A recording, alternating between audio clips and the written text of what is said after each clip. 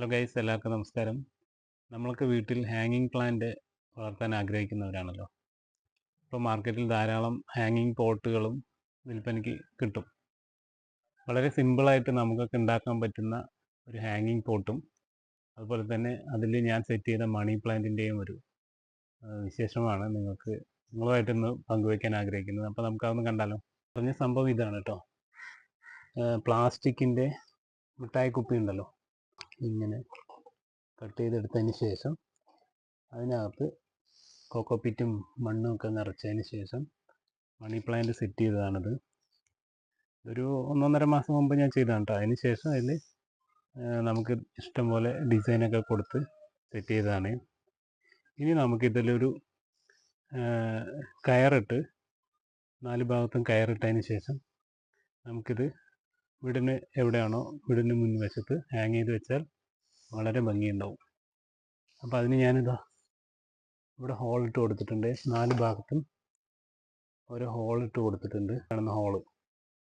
അപ്പോൾ ഇനി നമുക്കതിൽ ഒരു കയറിട്ട് കൊടുത്ത് നമുക്കതിനൊന്ന് സെറ്റാക്കി എടുക്കാം.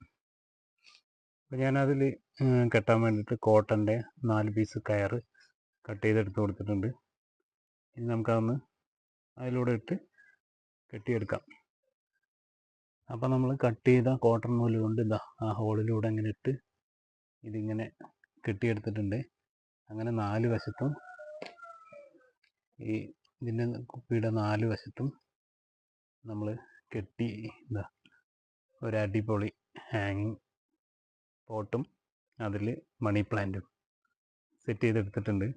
ഇനിയിപ്പോൾ നമുക്കിത് വീടിൻ്റെ മുൻവശത്തോ എവിടെയാണോ സൗകര്യമുള്ളത് അവിടെ കെട്ടണം. നമുക്കതൊന്ന് അങ്ങോട്ട് കൊണ്ടുപോകാം.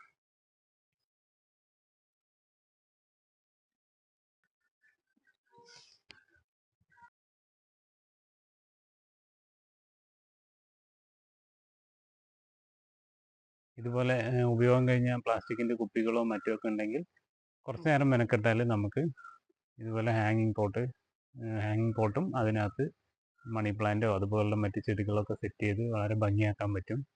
അപ്പോൾ ഇത്രയേ ഉള്ളൂ ഈ വീഡിയോ നിങ്ങൾക്ക് ഇഷ്ടപ്പെട്ടാൽ ലൈക്ക് ചെയ്യാനും ഷെയർ ചെയ്യാനും കമൻറ്റ് ചെയ്യാനും ഒന്ന് ഫോളോ ചെയ്യാനും മറക്കല്ലേ.